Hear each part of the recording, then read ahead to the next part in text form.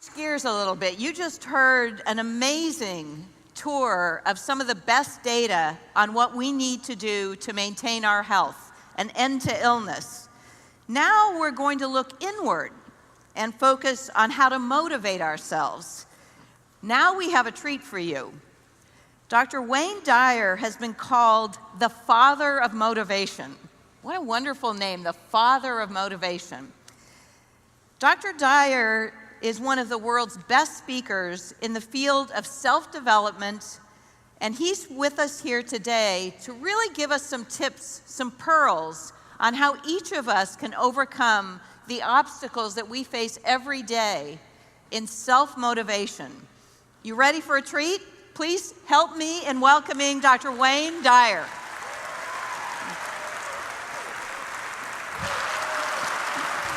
Thank you for being here. Thank you. You're welcome. The floor is yours. Thank you.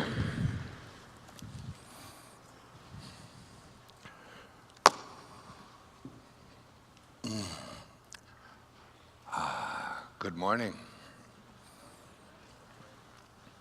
My name is Wayne Dyer, and I'm 73 years old,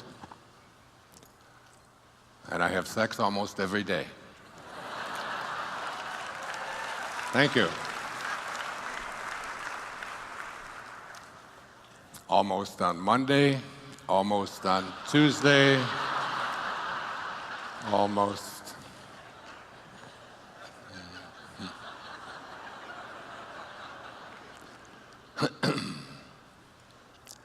Last June the 26th, a year ago, June, I made an announcement to my family, to my children. I have 8 children, 6 daughters and 2 sons. They have been among my greatest teachers. Whenever I behave in any way that is inconsistent with something that I might have written or spoken about on television, they will remind me. I wonder what all those people would think of Mr. Positive if they could see him here this morning, was one of my daughter's favorite lines. My very favorite line was from my 13-year-old daughter many years ago. She's now 30. When she was sitting at breakfast, we had 5 children in 8 years, and they were all going to the same school, and I had to drive them. And she looked at her 11-year-old sister, Serena, and said, so if you didn't have any feet, would you wear shoes? And I looked around and thought, I wonder where this is going. What has she got? And Serena looked at her at 6 o'clock in the morning, which is not her favorite time, and said, what do you mean if I didn't have any feet, would I wear shoes? That's the dumbest thing you've ever said. Don't even talk to me. That's so ridiculous. And Summer said to her, don't get mad at me. I was just wondering why you're wearing that bra. That's, so I wrote it down,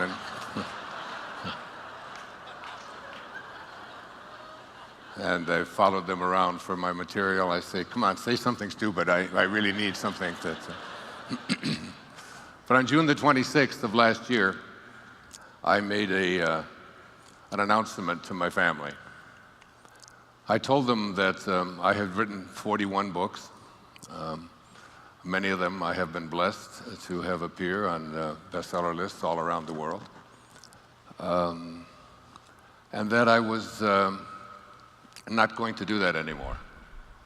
I had completed that part of my life, and I had some other things that I wanted to do, and I wanted to just sort of take it easy now. I'm 72 years old, and I don't want to have that that pressure to face those empty pages over and over and over again, as I've been doing since I was in my 30s. That was June the 26th. On June the 27th, I woke up and I began writing. And I wrote, excuse me, and I wrote, and I wrote, and I wrote for the next 5 months. And I couldn't stop. because there is something inside of me that is a calling. There is something moving the pieces around that is bigger than who I am and what this ego of mine says. And it's getting in touch with that inner drive, that part of us that says, this is what you're here for. This is what you came into this world to be. I was being interviewed by the New York Times about a decade or so ago, and there was also a gentleman there who's a very famous writer. His name was Arthur Miller, perhaps the most famous American playwright of the 20th century. You've all read Death of a Salesman and The Crucible, and so many others. And Arthur Miller was 91 years old at the time, and he was asked the question, are you working on another play? And I'll never forget his answer, because it inspired me in many ways. He said, I don't know, but I probably am.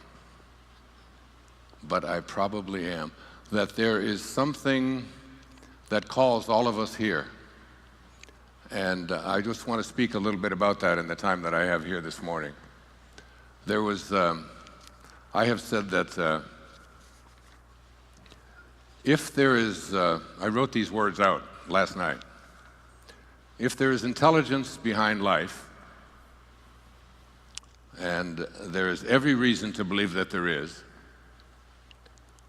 or that there may be, and think about that for a moment. If there's intelligence behind life, and all of science points to the fact that there is some kind of an intelligence behind life, behind this body that you were hearing about in the last hour, that there's something mystical, if you will. And I brought with me just a quote from the man who won the Nobel Prize for Physics. He was Einstein's greatest teacher. He was considered the father of modern quantum physics. His name was Max Planck. And on receiving the Nobel Prize for Physics, this is what he said. He said, as a man who has devoted his whole life to the most clear-headed science, to the study of matter, I can tell you, as the result of all of my research about atoms, this much, that there is no matter as such. That all matter originates and exists only by virtue of a force which brings the particles of an atom to vibration and holds this minute solar system of the atom together.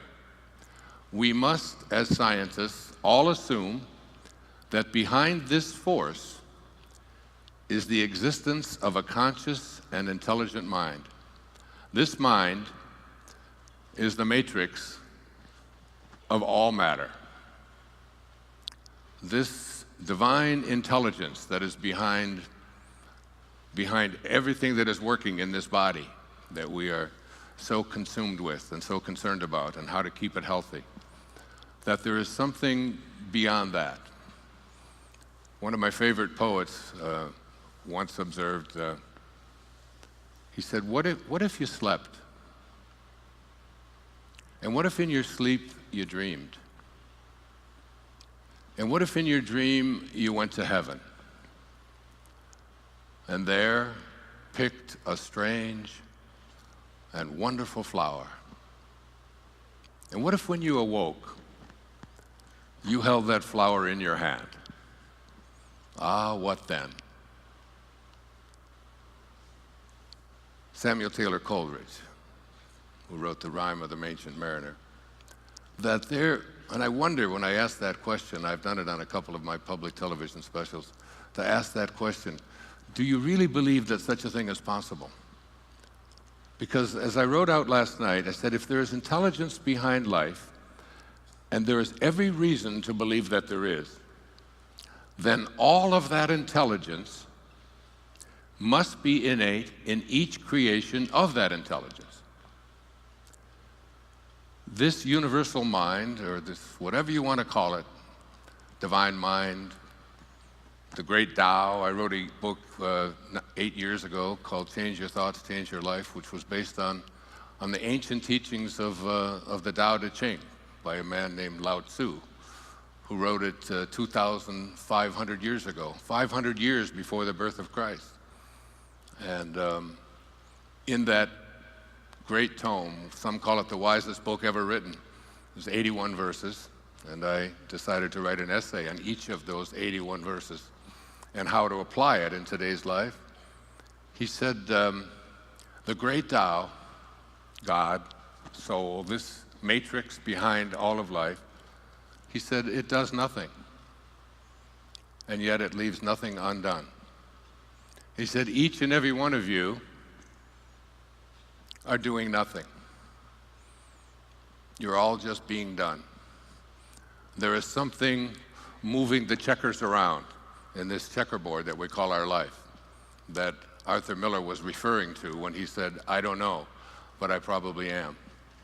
And that I said, when I said to my children, I'm through writing books, not only have I written an entirely new book, which was 144,000 words that I couldn't stop writing. I wrote it all by hand, every word of it. It's why I'm sitting on this chair, because my neck went crazy. Sitting there, hour after hour, writing about all the significant quantum moments that have appeared in my life that turned the direction of my life from where it was headed into a right turn and sometimes into an about face. And I call this book, I Can See Clearly Now. I can see clearly that the things that were taking place when I really thought that I knew what I was doing, and something else was in charge of the whole process. One of the famous observations of one of our great humorists, Mark Twain, he said, the thing that gets you into trouble isn't what you don't know. It's what you know for sure that just ain't so. And there's so much of what we know for sure that just ain't so. Just like what I knew for sure that I wasn't going to be writing. Not only have I written another entire book and looked at all of these significant factors and features that were really at play, moving me about, but I've written another book on top of that I'm about 3/4 of the way through, based upon how to apply the Bhagavad Gita, the great song of the Lord that Gandhi based his life on, and how we can apply it each and every day of our life. So there's a wonderful poem I want to share with you that reflects what Mark Twain was saying, that it's what you know for sure that just ain't so. It's called The Cookie Thief. It was written by Valerie Cox. A woman was waiting at an airport one night with several long hours before her flight. She hunted for a book in the airport shops and bought a bag of cookies and found a place to drop. She was engrossed in her book, but happened to see that the man beside her, as bold as could be, grabbed a cookie or two from the bag between, which she tried to ignore to avoid a scene. So she munched the cookies and watched the clock as this gutsy cookie thief diminished her stock. She was getting more irritated as the minutes ticked by, thinking, if I wasn't so nice, I'd blacken his eye. With each cookie she took, he took one too. And when only one was left, she wondered what he'd do.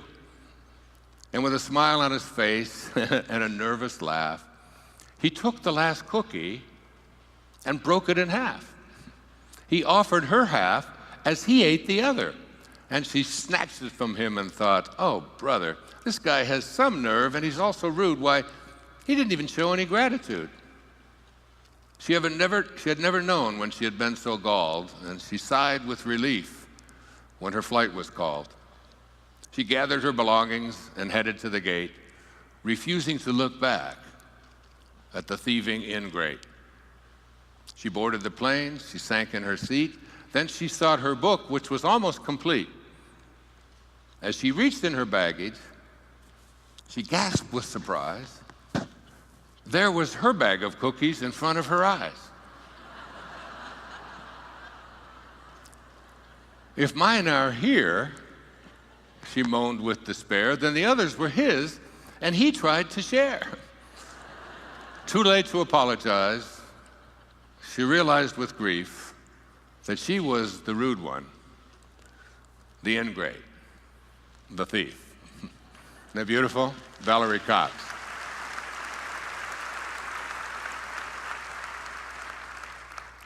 As I went through the significant moments and the significant things in my life that have brought me to this place in my life, I realized that I've been in some kind of ascended master training since the time that I was born. That if every single one of us come from this divine intelligence, which all of the quantum physicists tell us do, that particles themselves do not create particles, that everything comes from energy. This great program, all done through Salesforce, who, with your CEO, who I'm sitting next to here this morning, this was an idea. This was a thought. Everything, William Blake said, everything that now exists was once a thought, which means that everything that is ever going to exist must also be a thought. And the greatest gift that we've been given is this great gift of our imagination. And if we can't put something into our imagination and be able to create it, then it isn't going to be able to become hardened into an objective reality, where now over 100,000 people sign up for such a conference as you're attending today. It all starts with an idea. I just watched the film Jobs the night before last in my hotel room. And I can really relate, even though I think he might have missed out a bit on the kindness factor, but I can relate to this notion that when you have a dharma, when you have something that you came here to do, when there's a calling that you have, when there's an excitement that takes place within you, and when you can't let go of that excitement, that's really God talking to you. That it's the invisible part of you, it's the soul that says, this soul of ours, this invisibleness that we carry around. I mean, we can all find the command center. All the brain surgeons can go in and they can look and they can say, this is the command center where this causes this thing to happen, this causes that thing to happen. If I say I'm going to wiggle my finger, and you say, well, and then I have a thought, and then that thought gets transferred and 1 trillion cells start working, and my finger wiggles from a thought. And we can find the command center, we can cut it off, and we can do things inside the brain. But no one has ever been able to find the commander in the command center that says, I think I'm going to wiggle my finger. I think I'm going to move my left foot. I think I'm going to write a book. I think I'm going to create something. That place of being aligned, Herman Melville, writing in Moby Dick. This really relates to me because I live on an island, as does Mark. I live on Maui. He lives on the Big Island. And I'll be there tomorrow morning in the ocean. Melville said this in Moby Dick: for as this appalling ocean surrounds the verdant land, so in the soul of man lies one insular Tahiti, full of peace and joy, but encompassed by all of the horrors of the half-lived life. The half-lived life. When I get to the time when I leave this body, I will never say that I lived the half-lived life. I understand what Steve Jobs was saying, when he would feel something so deeply inside and would be surrounded by people who couldn't share his vision, that there's something inside each and every one of us that drives us. And I was trained earliest to be a Jungian analyst by Carl Jung. And Carl Jung once observed, he said, he was talking about this idea that within each and every one of us there is this purpose. And he said, at the same moment that you are a protagonist in your own life and you're making choices, at the very same moment, you're also the spear carrier or the extra in a much larger drama. And he concluded that, and I've never forgotten this. He said, all of you are doomed to make choices. It sounds like such a paradox. If you're doomed, how can you be making a choice? So let me bring it into looking first at your own body. And you heard the doctor speaking before about your bodies, and so much of what he was saying I align with and relate to.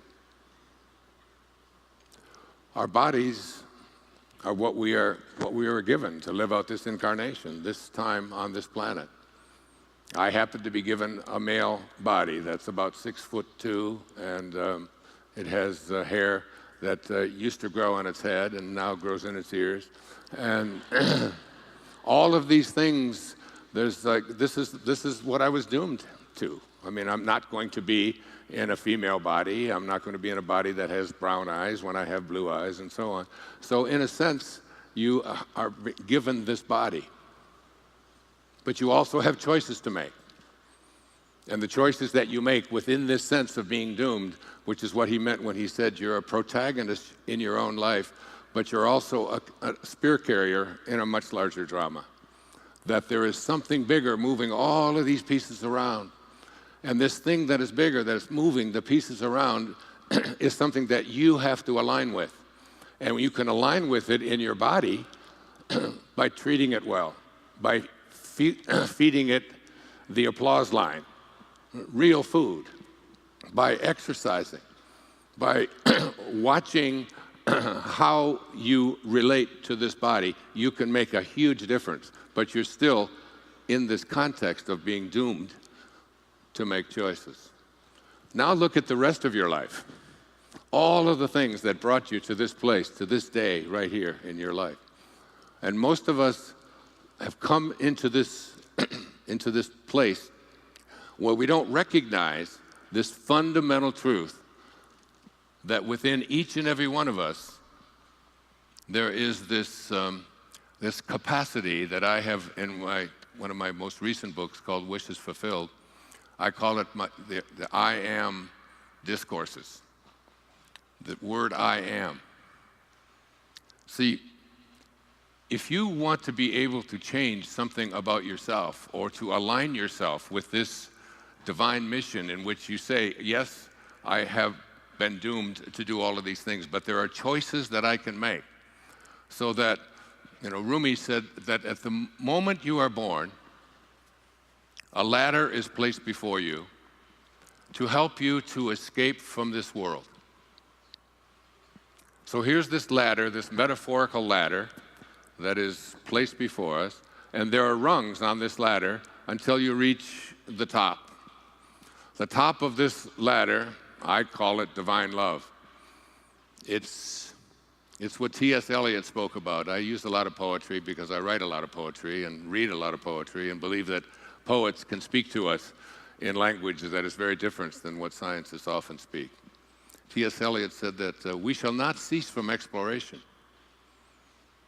But at the end of all of our exploring will be to return to the place from which we originated and to know it for the first time. Now, he was speaking about death, I believe. I'm not. I do not think that we have to leave our bodies in order to understand this divine intelligence from which we originated. I had a wonderful meeting back in the early 1970s late 1970s, with Buckminster Fuller, this great scientist, great man. We were speaking together at a conference in Denver, Colorado. And after the conference, he said, all of us are born geniuses, but life itself seems to de-genius us. We are all pieces of God. If we came from a divine intelligence, and all of that intelligence must be in all of its creations, then all of it must be in us, in each and every one of us. That all of us have these enormous capacities, these powers to be able to heal ourselves and to heal others, to manifest what it is that we want to place our attention on, to be able to create massive changes in our world, to bring peace to a place where there's so much violence and hatred. The Dalai Lama once said that if we could take every child on this planet at the age of 5 and teach them to meditate for 1 hour a week, we could eliminate all violence that exists on our planet in 1 generation. Imagine 1 hour a week as a child, just thinking about compassion. We have so much violence in our world because we have violence in our heart.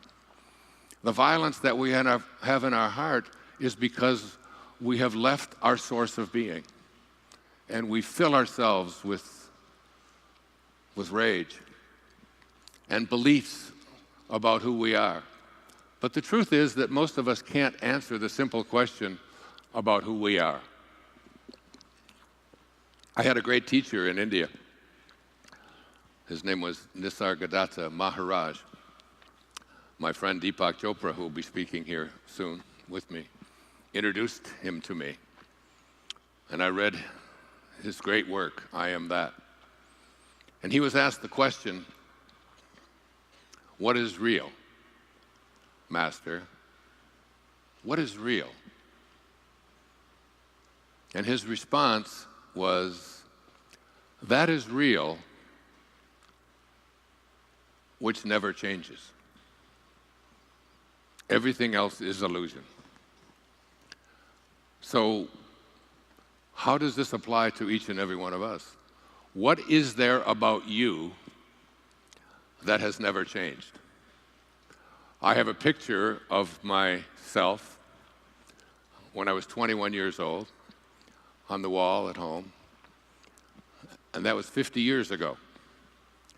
There's not one cell of that body, that 21-year-old body, that's left here on this planet.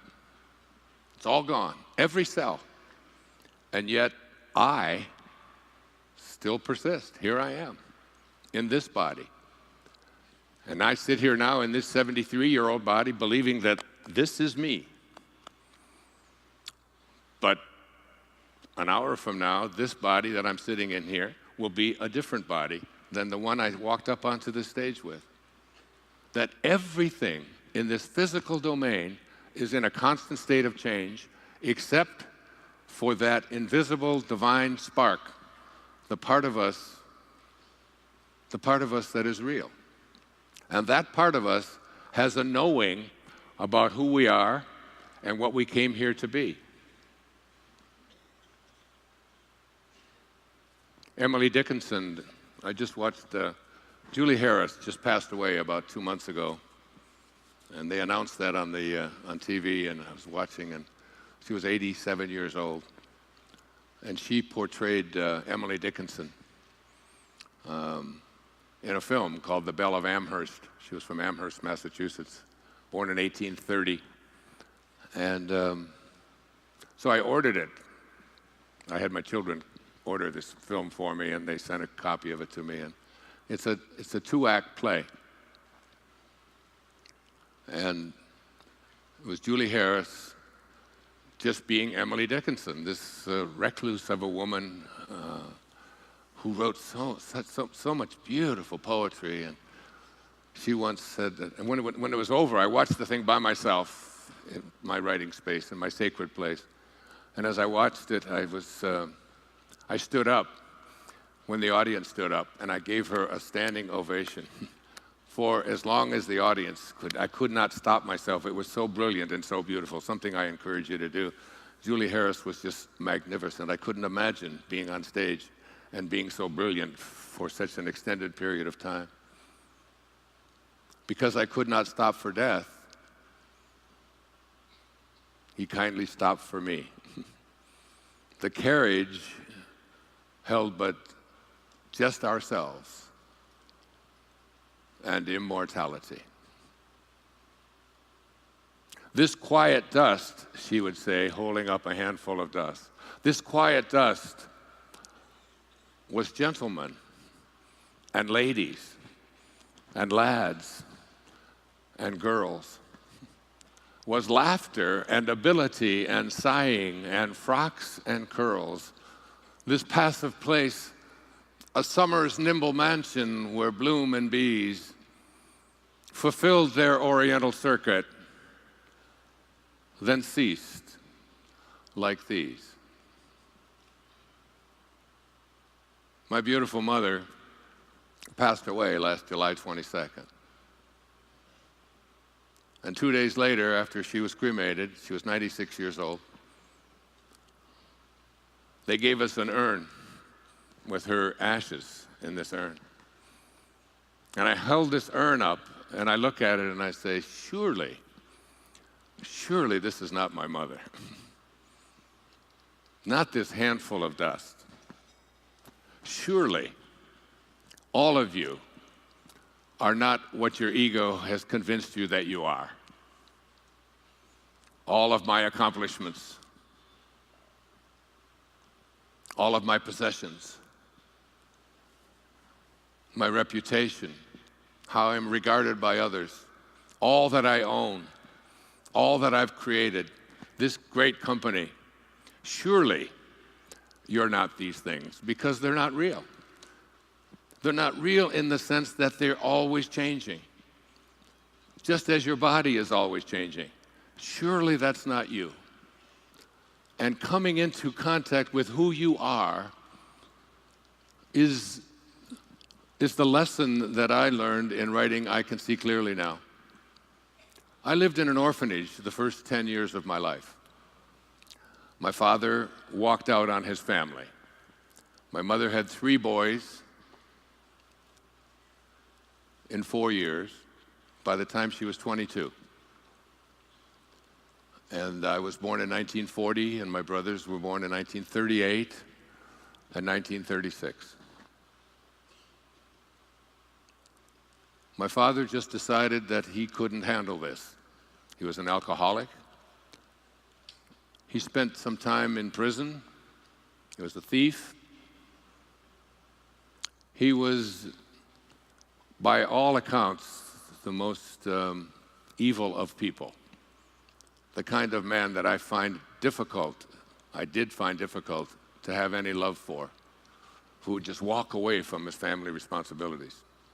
My mother was able, when I was 10, by 1949, to remarry my father in another body, another alcoholic, abusive man that I lived with for 5 years.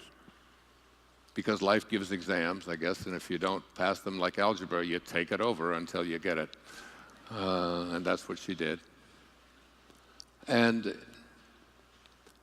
so I was reunited with my family. My middle brother, David, and I were together through all of the foster homes and all of the orphanages that we lived in, all of the random abuse and craziness that went on in those years.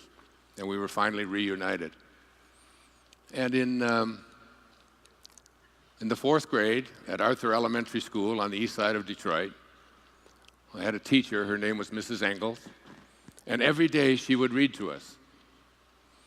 And she would read to us from 10 minutes to 3 until 3:15, provided that the class was good, meaning that they weren't noisy and rowdy and that we had to keep quiet in order to listen to her read this particular book that she read, which was a turning point in my life at the age of almost 10. It's why I know that there's something moving the pieces around in every single one of our lives. And what we have to do is we have to find our excitement and what it is that makes our soul feel good.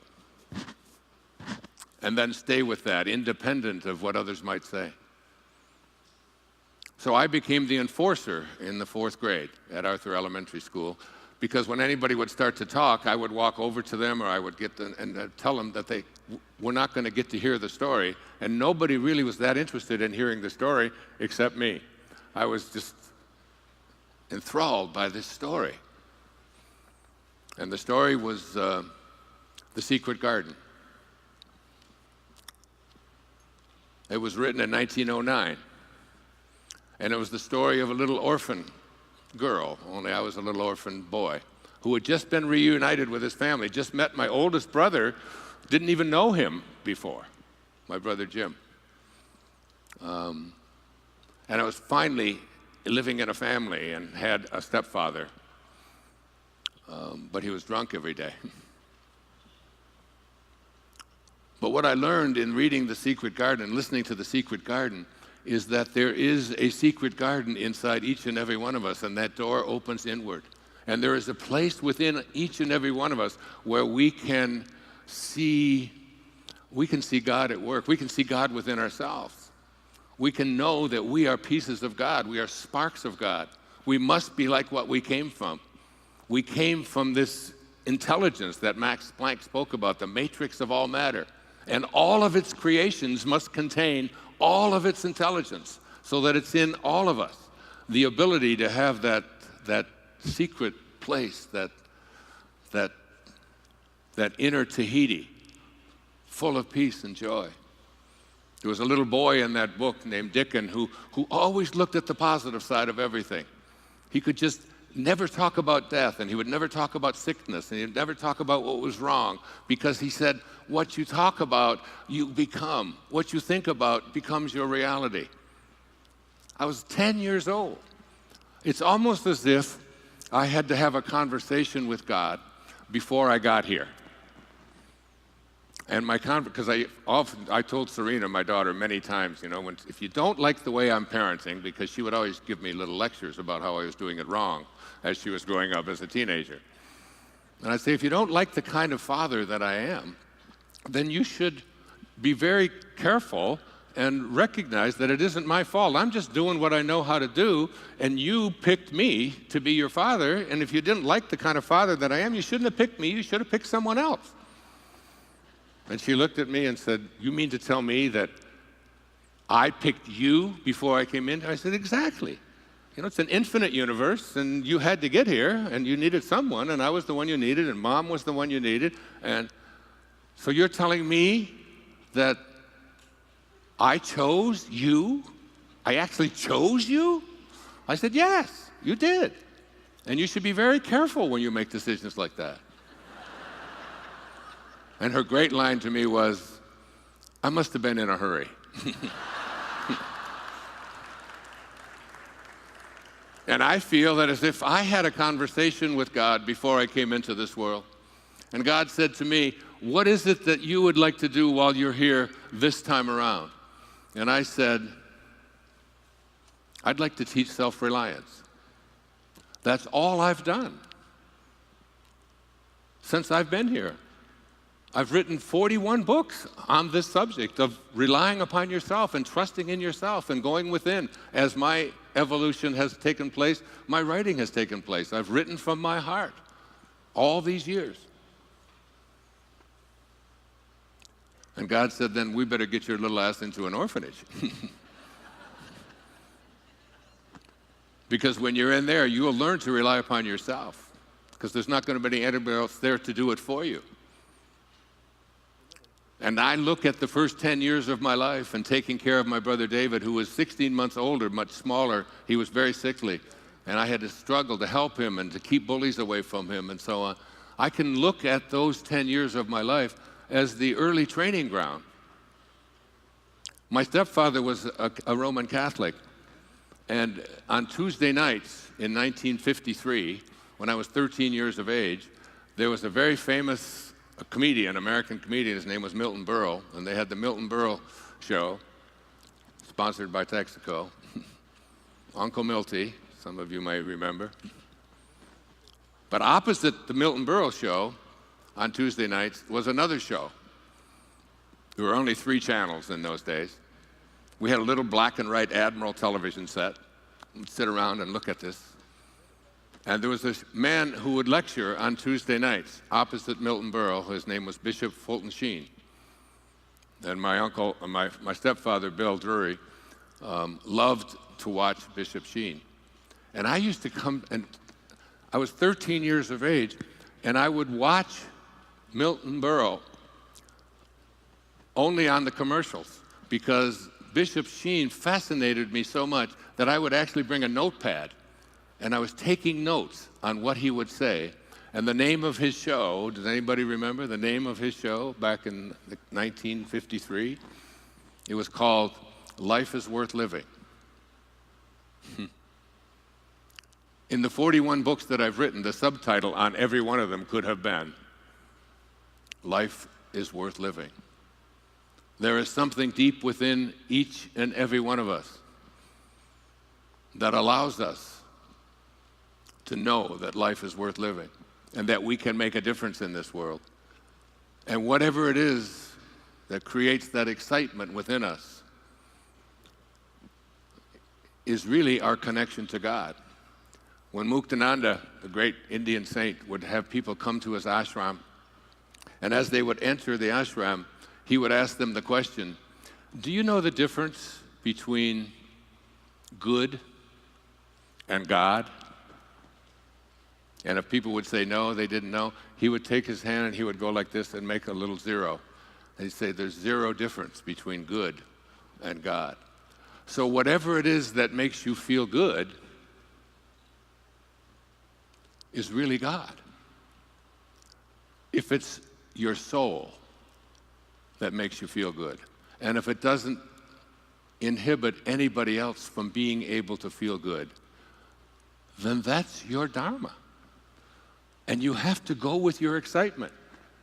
I suspect that this company wouldn't exist if there wasn't somebody that had an idea inside of them that made them feel good about how can we help to transform people's businesses so that they can live more successful and happy lives. But the greatest success definition that I've ever heard happened when I was being suspended from high school for speaking up about some things that they didn't take nicely to in high school. I had to fill out some forms about my father's name, my mother's name, and it was always very confusing. I never knew what to do with that, so I just wrote, "That's my business." And instead of them asking me why I would take such a stance, they sent me to the office, and I had to sit on the bench and wait for Mr. Wolf, the principal, to pass his judgment, and then he would make my mother come. And while I was sitting there waiting 3 days, they had a little book there written by Henry David Thoreau called Walden Pond. But at the back of that book was an essay on the necessity of civil disobedience. And I figured if they put that book there, that must be there for a reason. They must want people like me to read it. And so when I had my meeting with Mr. Wolf, and my mother had to come from work and take 3 buses to get there, and I explained why I had said what I said, and that we have to stand up against these silly things. And this wasn't the first time I was there in that office. But Thoreau said this in that essay on the necessity of civil disobedience. That is, when things are out there that you don't agree with, that you have to go within and find something inside of you that says you have to stand up for it. I know, because when my own mother was born in 1916, women couldn't even vote in the United States until she was 4 years of age. And that didn't happen because people obeyed the rules. That happened because people took the role of civil disobedience and said, there's something inside me that says this is wrong, and I'm willing to fight for it. Tomorrow is the anniversary of a day that changed my life forever. November the 22nd, 1963. I was a marcher during the Civil Rights days. I was in the United States Navy when it was segregated. I walked into a coffee shop in Havre de Grace, Maryland, with my friend Ray Dudley from Chicago, who was African American, and they refused to serve either one of us because he was black and in the uniform of the United States Navy. That wasn't very long ago. I was outraged and horrified by such conduct.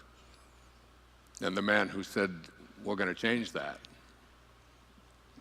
put hope in my heart. And the day that he died, I was at Wayne State University in Detroit, driving up Crane Street. It's on my Facebook page today. I wrote a whole thing about it. It's a chapter, and I can see clearly now, because I decided that I wanted to be someone who could make a difference in this world, who could end that kind of hatred and horror shows that was so present back there in the 60s and 70s.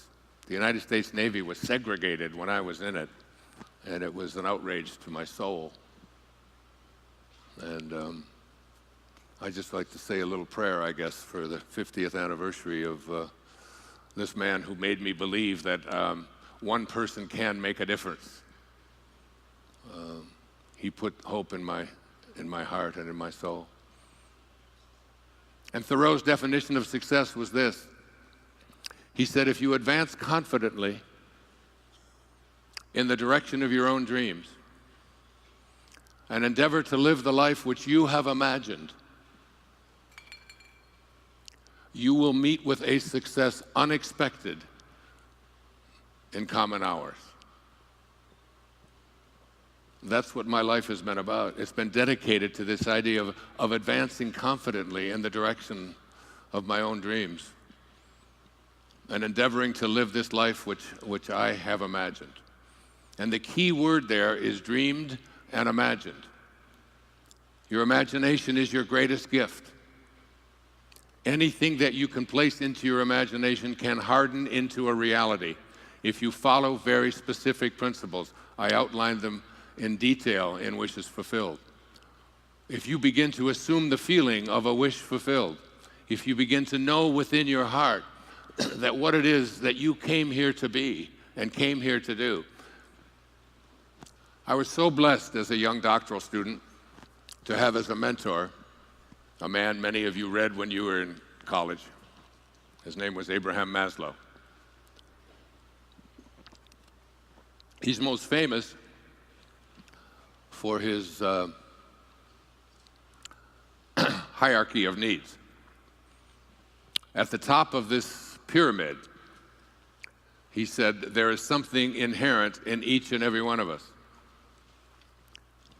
The base is just our needs to take care of our bodies, to feed them well, to give them enough rest, to do all of these kinds of things.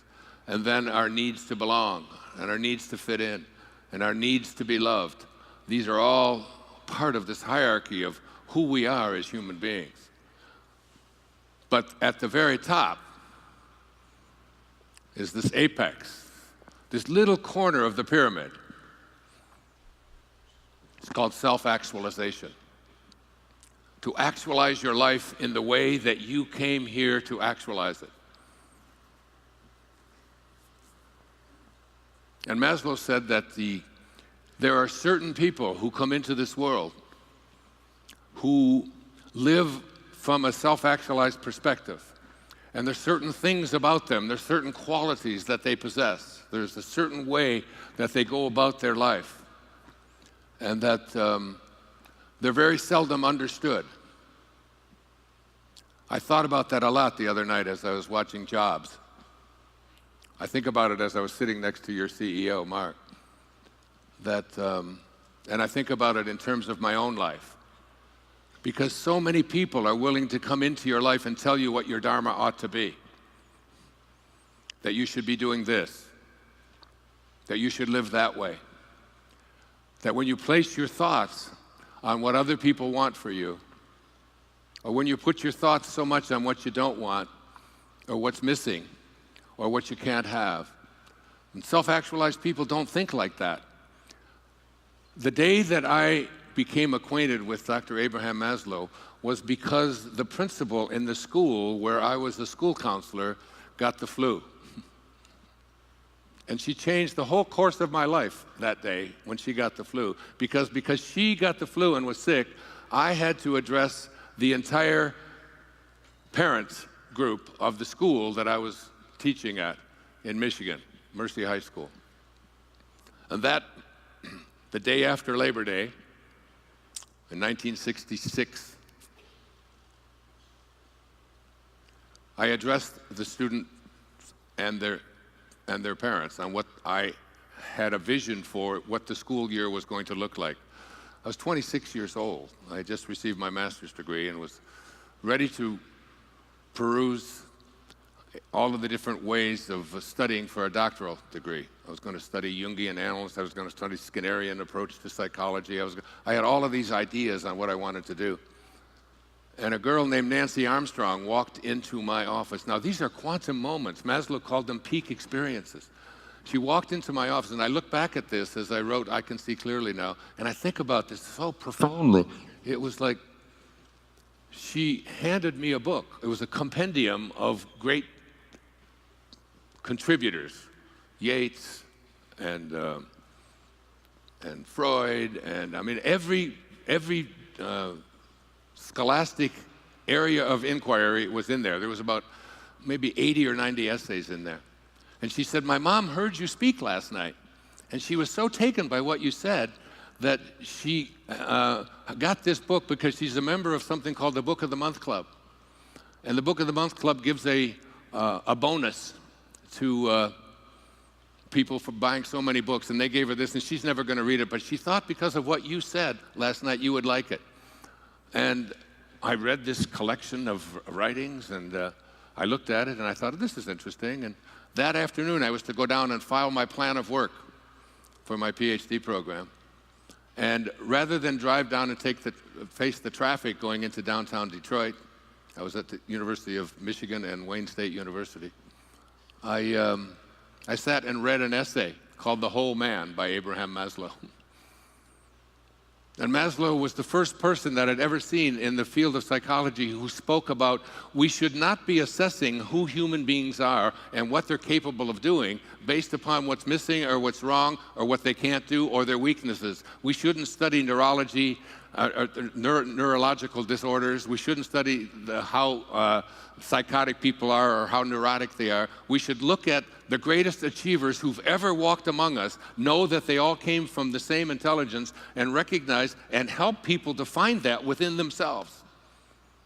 And as I read this essay, I was so taken by it, and he talked about the qualities or the characteristics of what he called self-actualizing people. And he said the number one quality and characteristic of these people who live at the apex of what he called self-actualization, who are way beyond just taking care of their biological needs, who are way beyond their social needs, who are way beyond needing to be loved and so on. These are people who came here with a purpose. These are people who have a dharma. These are people who won't let anyone else determine what it is they're going to be. He said the number one quality of these people is that they are independent of the good opinion of other people. They listen to an inner voice that only they can hear. They have a soul inside of them. Their soul, I wrote this out the other night about the soul. The ideal of the soul, this inner part of you that says, I think I'm going to, the commander in the command center that's in each and every one of you that is processing the words that are coming out of my mouth, not this body that's sitting there. It's going to change, and it's going to be something different. Every minute, it's going to change and be something different. I'm talking to your soul. I'm talking to the invisibleness within you. The ideal of the soul, the thing that it aims for, is neither knowledge, nor light, nor happiness. The ideal of the soul, the ideal of your innerness, who you are, not this body you're in, but who you are, the observer to that body, is space. It's immensity. Why? Because it's infinite. And why is it infinite? Because it's not finite. It's either finite or it's infinite. Finite means it begins someplace and it stops someplace. Where do your thoughts stop? Where does your soul stop? It doesn't. So therefore, anything that's inside of you that is infinite has got to expand. It has to expand. It needs to keep growing. And anytime you try to put it into a box or compartmentalize it or tell it what it ought to be, you know, all of you, I don't know all of you who are parents, but you've all heard your kids at one time or another say, "You're not the boss of me. You can't tell me what to do." You've all heard this, right? You all said it yourselves. When I was a kid, I was called a scurvy elephant. Because when I came home from school, I asked Mrs. Scarf, the lady that I was living with at the time, "What's a scurvy elephant?" She said, "Where did you hear that?" She said, I said, "I heard Mrs. Poole telling the principal that Wayne Dyer is in her classroom and that he's a scurvy elephant." She got on the phone, she called the principal, she said, "That's Wayne, he never gets anything right, he gets everything mixed up." She didn't say he was a scurvy elephant in her classroom, she said he was a disturbing element in her classroom. Your soul is a scurvy elephant. That inner part of you that wants to expand, it has a theme song. Ready? It was sung by Bing Crosby. It was sung by Roy Rogers. "Oh, give me land, lots of land, and the starry skies above. Oh, let me ride through the wide open spaces that I love. Don't fence me in. Don't put a fence around me. Don't put me into a box. Don't tell me how my life ought to be. I came here with a purpose. I came here with something that I have to do." That's your soul speaking. And a person like Steve Jobs doesn't take kindly to it. The ladder that I spoke about, that Rumi placed before us at the beginning of our lives to help us to escape from this world, helps us to deal with this whole idea that we are doomed to make choices. Yes, our physical body is what it is, but we can make choices about it. Yes, our spiritual body, our purpose, our dharma, what we're here for, it's also doomed, but we make choices. What are the choices? You came here to be a great artist. I did a whole film on this. It's called The Shift. And this whole idea is that you came here to be a great artist. Do you pick up a paintbrush? Do you do what Van Gogh did? You just go out there and paint because it's in your soul? Because the second characteristic of self-actualizing people, according to Maslow, is that they are detached from outcome. They don't do what they do because of what result is going to come to them, because of how much money they're going to make, how much prestige they're going to get, how big their business is going to grow. That is not what motivates self-actualized people. What motivates self-actualizing people is, this is my calling. I found myself reading the Bhagavad Gita for the third time in the last 3 months. I just keep reading it over and over, just like when I did the Tao 8 years ago when I turned 65 and couldn't stop it. And the teachers showed up. The Buddhist proverb is that when the student is ready, the teachers will appear. It's not whether there's teachers there's teachers everywhere. Everything is a teaching. The question isn't whether the teachers are there. The question is, how willing are you to pay attention? How willing are you to listen to that inner voice that no one else can hear? That little scurvy elephant in there that says, "You're not the boss of me. You can't tell me what I'm here for." You have to, it takes a kind of fearlessness, because fear is such an omnipresent force in our lives. You hear the doctor talking about cancer, so much of it. I just had a person on my last public television special named Anita Moorjani, who wrote a book called Dying to Be Me. An amazing book, an amazing woman who had end-stage cancer. She was down to 82 pounds. No one who had ever had that level of cancer had ever even survived. She had hours to live. They were whispering in her ear. She was flatlined practically. And she, from the other realm, from the other vision, was told by her father, who had passed 10 years before, you can go back. You have something to teach. And she didn't want to. Now remember what Mark Twain said, and remember the cookie thief. It's not what you don't know that gets you into trouble. It's what you know for sure that just ain't so.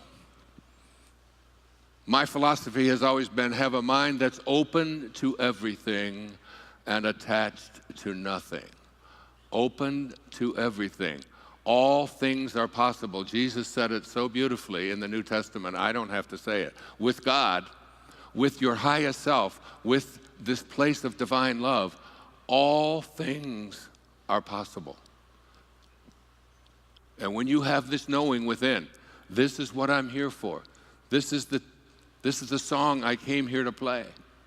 Independence of the good opinion of other people, detachment from outcome. I do what I do because of the passion I feel.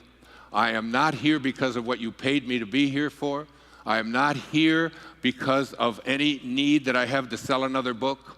I am not here for anything external to myself. I am here because I have a passion within me, the same passion that I felt 50 years ago tomorrow when the President of the United States, the man that I believed could change what happened to Ray Dudley and myself in Havre de Grace, Maryland, back there in 1961.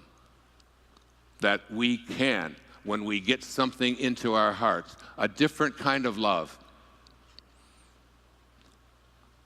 The great Peter Dunov, a great Bulgarian scholar and spiritual master, who Albert Einstein said of Peter Dunov, he said, the whole world bows before me. And I bow before Peter Dunov.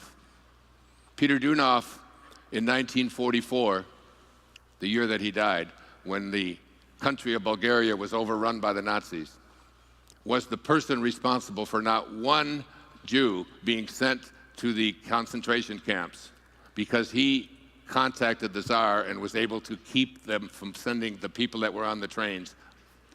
It was a spiritual knowing. This man wrote over 250 books on something called divine love. A kind of love that I aspire to. A kind of love that is beyond the ego. The ego is this part of us that has edged God out, E-G-O. It's edged God out.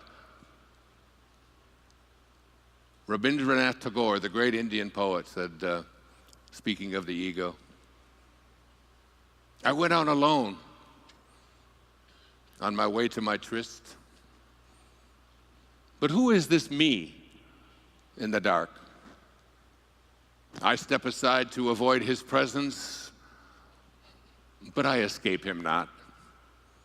He makes the dust rise from the earth with his swagger. He adds his loud voice to every word I utter. He is my own little self, my Lord. He knows no shame. But I am ashamed to come to thy door in his company. That's the ego. That's the part of you that says who I am is what I have and what I do and what I've accomplished and what other people think of me and how much I own. And all of those external things.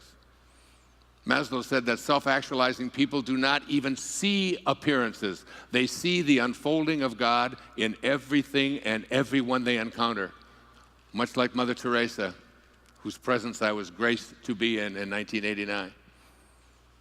She said, when she was asked the question on KTAR radio in Phoenix by Pat McMahon, my dear friend, is there anything I can do for you, Mother Teresa, to help you with the work that you have come here to do? And she said, no. I just came here to support the homeless shelter that was built here in Phoenix, where I stayed last night. He said, but Mother Teresa, I could raise money. This is a 50,000 watt clear channel station. We go all over the United States. Could I just do anything for your ashram in Calcutta? And she said, no, Pat. She said, stand up. She was about 4'10" herself. He said, Mother Teresa, we could raise money. She said, I'm not interested in raising money. I'm here to support the homeless shelter. He said, isn't there anything that I can do? And she said, there is one thing that you can do for me. She said, tomorrow morning, get up at 4 a.m. and walk out onto the streets of Phoenix and find someone who's living there who believes that he's alone. And you convince him that he's not. It makes me cry. She said, every day I see Jesus Christ in all of his distressing disguises. This is what Peter Dunoff talked about with something called divine love. He said there are three kinds of love. There's human love, and human love is a love that changes, and it's a love that varies. And we all know that kind of love. I love you, but you forgot my birthday, not so much. I love you so much last night, but today you didn't brush your teeth, you don't smell so good. Whatever, I love you. It changes and it varies. And then he said there's what he called a spiritual love. And a spiritual love is a love that never changes, but it varies. It's the love I have for all 8 of my children and for all of humanity now as well. I try to. It's my aspiration. No matter what they do or how they may disappoint you or whatever things that they may have done that you find anathema or difficult to handle, you still love them. You still love them. It's a love that never changes. Even the parents of the people who commit these heinous crimes, they still have love for their children. It varies. Yes, it varies. It varies even with our own children, but it never changes. But then there's a love that he called divine love. And divine love is a love that never changes and it never varies. It's the love that your source of being has for you, that invisible intelligence, God, source, divine mind, Tao, Krishna, Allah, Buddha, call it what you want. The opening line of the Tao says, the Tao that can be named is not the Tao. This is the kind of love that I aspire to teach. Where nothing but love comes out. The telling moment of my life occurred on the 30th of August, 1974, when I went to my father's grave after finding out he had been dead for 10 years. And I went there with a different intention on what I was going to do on his grave. I was so filled with rage and anger and hatred toward this man. But rather than do what I had gone there to do, some invisible, divine, organizing intelligence that moves the planets and grows your fingernails and beats your heart, that commander in the command center to which you are always connected, your I am presence, if you will, called me back to his grave after I cursed him for 2 hours on that Friday afternoon. And I stood there and I said, from this moment on, I send you love. Who am I? Who am I to judge you?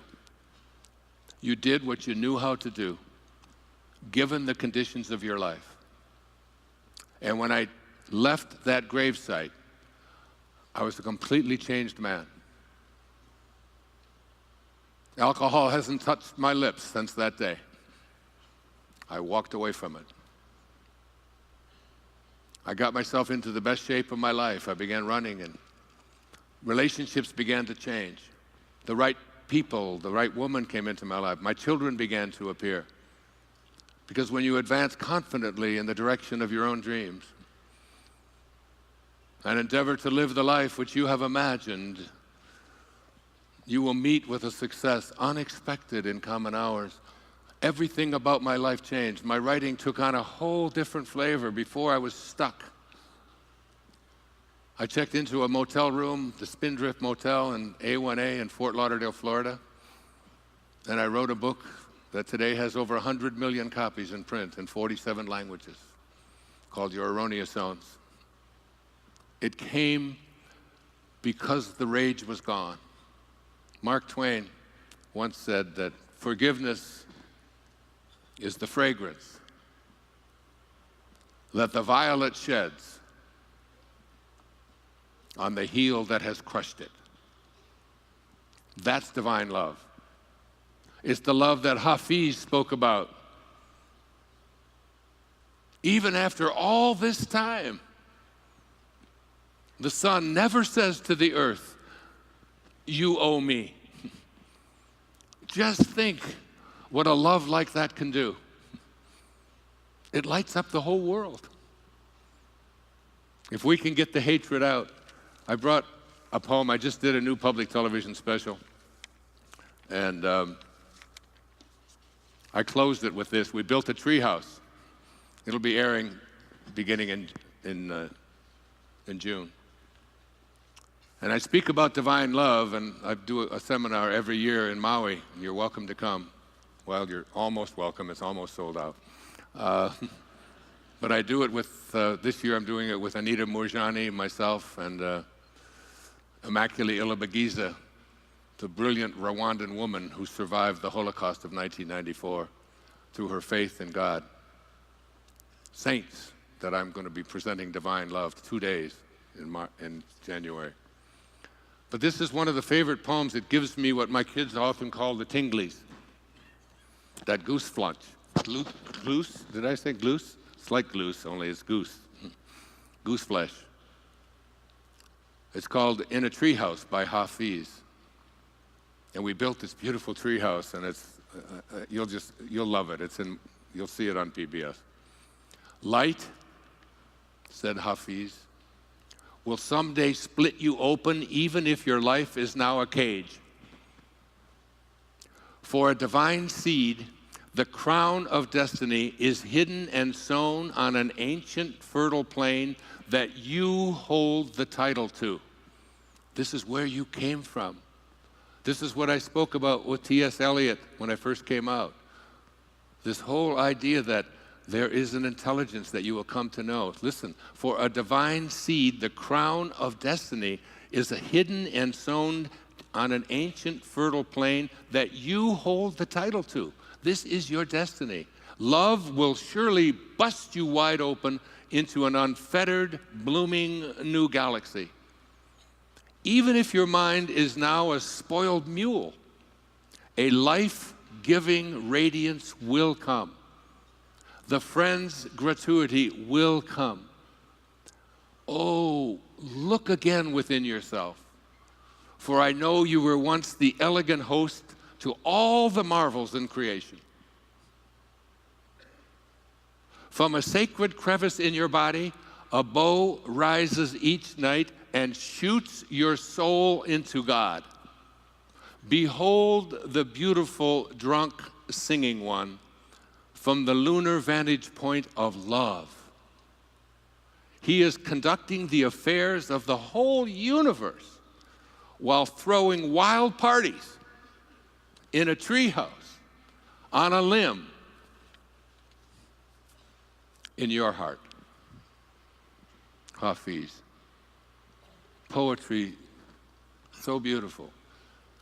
When you take that last breath, your body My dear friend Ram Dass, that Mark was speaking to me about before, who lives with me on Maui, when he celebrated his 80th birthday, we were all asked to just say something special to him, and he's one of my dearest and closest friends who wrote Be Here Now and was instrumental in one of those turning points that I wrote about, and I can see clearly now. And I gave him a line from William Butler Yeats, the great Irish poet. I said, Ram Dass, this is what Yeats said about an old man. He said, an aged man is but a paltry thing, a tattered coat upon a stick, unless soul claps its hands and sings and louder sings for every tatter in its mortal dress. We're all just tattered coats on a stick unless we find our soul, that part of us that doesn't want to be fenced in. The great Patanjali, 2,300 years ago, when you are inspired by some great purpose, some extraordinary project, all of your thoughts break their bonds. Your mind transcends limitations. Your consciousness expands in every direction. And you find yourself in a new and a great and a wonderful world. And then he said, dormant forces, that is, forces that you thought were dead and inaccessible to you, dormant forces, faculties and talents come alive. And you discover yourself to be a greater person by far than you ever dreamed yourself to be. You discover yourself to be God, to be a piece of God, that intelligence that is in all of its creations. Said Rumi, you who seek God apart, that which you seek, thou art. If you want to seek the beloved's face, polish the mirror and gaze into that space. Because in every moment of your life, ladies and gentlemen, I promise you, you have this choice. You can either be a host to God or a hostage to your ego. It's your call. Thank you, and God bless you. Thank you. Thank you so much. Thank you. Thank you. Thank you. Thank you. Thank you. Thank you. Namaste. Thank you very much. Thank you so much, Wayne. I don't even know where to start. I'm worried I'm the stubborn mule of your last poem. So this session is all about all of these folks whose lives are filled with hectic everything, thinking about their personal health. How do you define personal health? The question is just whether or not you're aligned with your source of being. We all have one free will, and our free will is the choice to be connected to that from which we originated or disconnect from it. And the way to stay disconnected to it is not to identify with your body and its health. It came into this world at the moment it was supposed to, and it will leave, and you have choices. Melville said that God's one and only voice is silence. And Blaise Pascal, the great scientist and philosopher, said that all of man's troubles stem from his inability to sit quietly in a room alone. Learn to connect to God, whose one and only voice is silence. I do it every morning for 2 hours, and it's how I live. you'll find peace there. That's your inner Tahiti. Please join me in thanking Dr. Wayne Dyer. Thank you so much. Thank you.